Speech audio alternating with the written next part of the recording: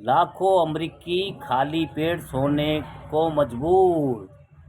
राष्ट्रपति Donald Trump के दूसरे कार्यकाल के दौरान अमेरिका की सरकार ने बड़े पैमाने पर खाद्यान्न की बर्बादी की है।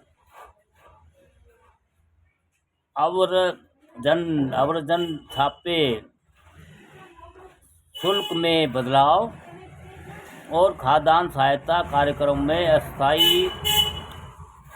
अस्थायी और स्थायी कटौती जैसी नीतियों के कारण किसानों के पास मजदूरों और पूंजी की कमी हो गई है।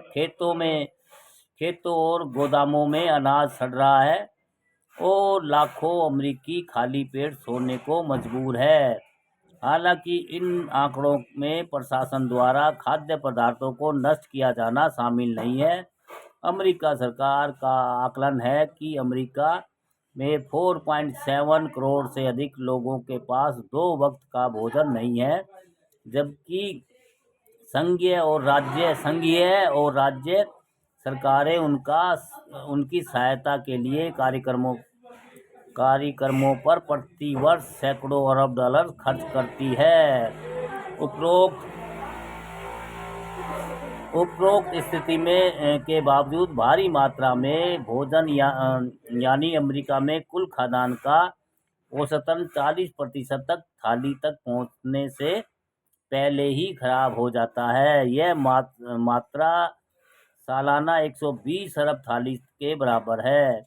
यानी यह भोजन उन 4.7 करोड़ भूखे अमेरिकियों को पूरे साल 3 वक्त का खाना खिलाने के लिए आवश्यक अनाज से भी 2.5 गुना है।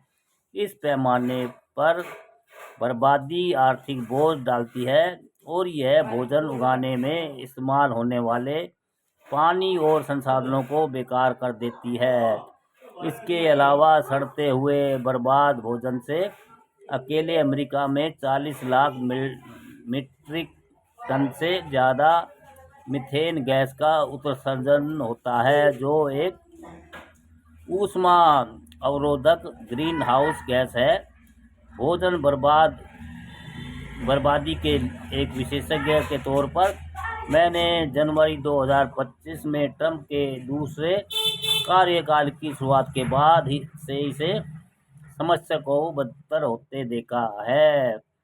इस प्रशासन द्वारा सरकार के कार्यों को अधिक कुशल बनाने के दावे के बावजूद हालात की कई संघीय नीतियों ने वास्तव में भोजन की बर्बादी को बढ़ा दिया है। फलों, सब्जियों, डेयरी जैसी ताज़े खाद्य पदार्थों की आपूर्ति के लिए निश्चित समय सीमा में कुशल श्रमिकों की आवश्यकता होती है, जो फसलों के पकने के समय ताजगी और उच्च गुणवत्ता सुनिश्चित कर सके। ट्रंप सरकार ने अप्रवासियों को गिरफ्तार कर उनके निर्वासित करने के लिए व्यापक अभियान चलाया।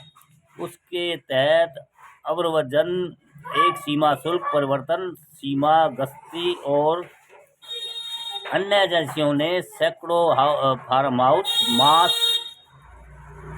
प्रसंस्करण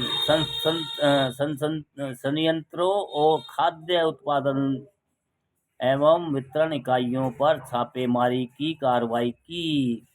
करदाताओं के अरबों डॉलर के खर्च के परिणाम स्वरूप कार्य कर रही है। इन एजेंसियों ने हजारों श्रमिकों को गिरफ्तार किया है, जिसके कई बार घातक परिणाम भी हुए हैं। दर्जनों छापे न केवल अप्रवासियों के मानवाधिकारों का उल्लंघन कर परिवारों के सदस्यों को जुदा किया है, बल्कि राष्ट्रीय खाद्य आपूर्ति को भी खतरे में डाल दिया है। खेतिहर मजदूर पहले से ही कम मजदूरी पर शारीरिक रूप से कठिन काम करते हैं। कई रिपोर्ट में दावा किया गया है कि अपनी जान और आज़ादी के जायज के डर के कारण कुछ जगहों पर 2025 के मध्य तक कटाई प्रसंस्करण और खाद्य वितरण करने वाले 70% लोग काम पर नहीं आए। कई खबरें आई हैं जिनमें बताया गया है कि फसलों को खेतों में सड़ने के लिए छोड़ दिया गया है। यहाँ तक कि अमेरिकी श्रम विभाग ने भी अक्टूबर 2025 में घोषणा की थी कि कृषि क्षेत्र में आक्रामक छापों के कारण खेतिहर मजदूर छूट जाते हैं। भारी मात्रा में खाद्यान्न बिना काटे रह जाता है और इस प्रकार आपूर्ति श्रृंखला में बाधा की वजह से खाद्यान्न की कमी का खतरा पैदा होता है। ट्रंप ने प्रशासन की कमी का खतरा पैदा होता है खाद्यान्न में कमी का खतरा पैदा होता है। ट्रंप प्रशासन ने जब 2025 के शुरुआत में अमेरिकी अंतर्राष्ट्रीय विकास एजेंसी यूएसएड को लगभग बंद कर दिया था, तब एजेंसी के पास 8 लाख अमेरिकी डॉलर मूल्य के 500 टन त्वरित खाने योग्य उच्च ऊर्जा वाले बिस्कुट थे, जिन्हें हिंसा या प्राकृतिक आपदाओं के कारण विस्थापित हुई दुनिया भर के लोगों को वितरित करने के लिए संग्रहित किया जाना था। बिस्कुट वितरित करने के लिए कोई कर्मचारी न होने के कारण दुबई के एक गोदाम में रखे ही यह बिस्कुट खराब हो गए। कथित तौर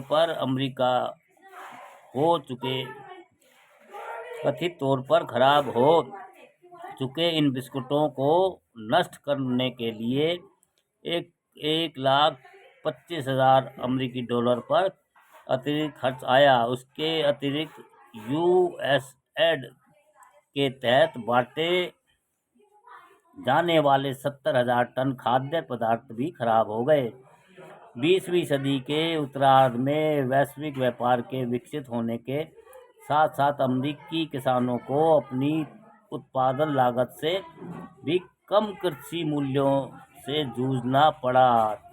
फिर भी पहले ट्रंप प्रशासन में लगाए गए शुल्क छोटे किसानों को बचा नहीं पाए। ट्रंप के दोबारा राष्ट्रपति निर्वाचित होने के बाद 2025 की शुरुआत में लगाए गए शुल्क से महीनों तक चीन के साथ अमेरिकी सोयाबीन व्यापार नहीं हो सका। इस बीच सोयाबीन की फसल को रखने की कोई जगह नहीं थी।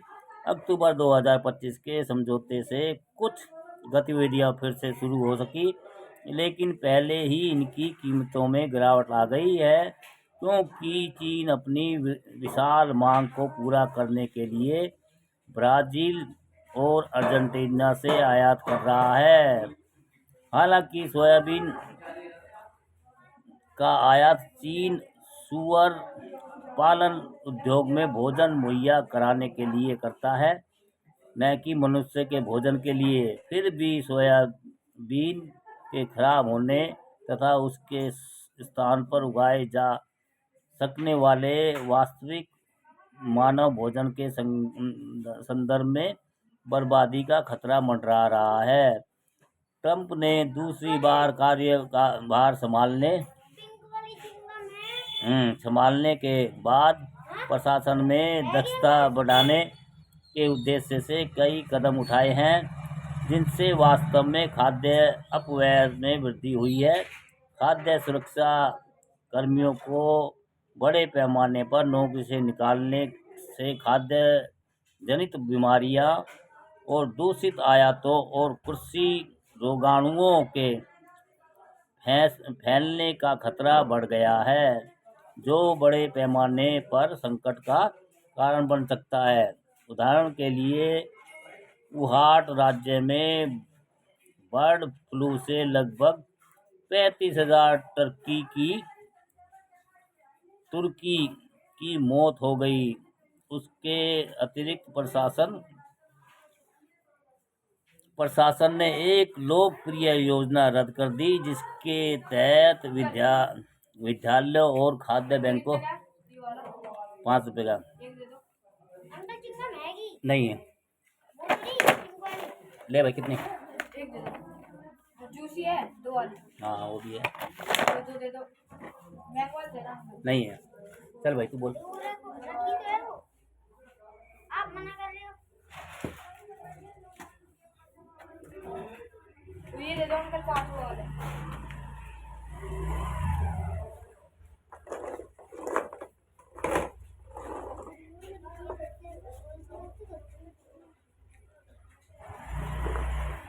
ये कितने का अंकल वाले? वो भी एक है। 1 रुपए का है। दूसरे कितने दिए थे? दो दे दो और इसमें से एक दे दो।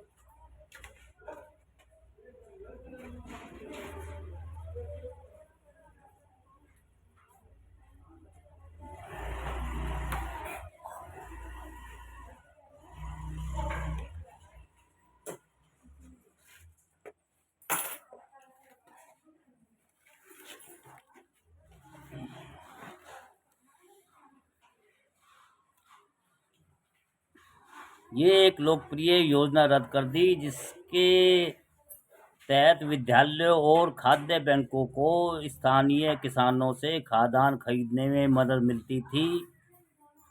हालांकि योजना रद्द करने की घोषणा से पहले ही बड़े पैमाने पर फसलों की बुआई हो चुकी थी।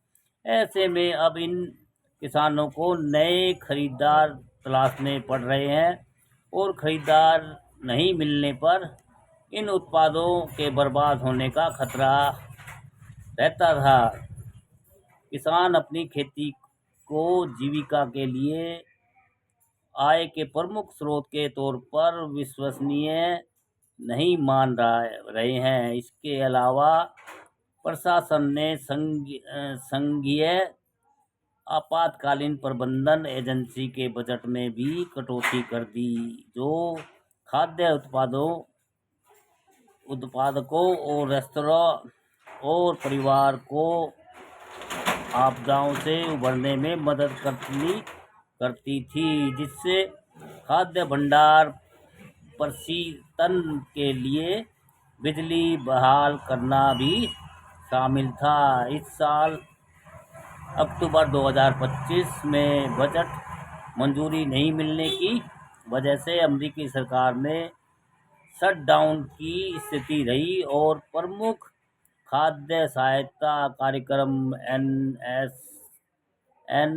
एनएसएनपी के कई सप्ताह तक आधार में लटका रहा, जिससे लाखों लोगों को अपनी बुनियादी आवश्यकताओं को पूरा करने के लिए भी संघर्ष करना पड़ा।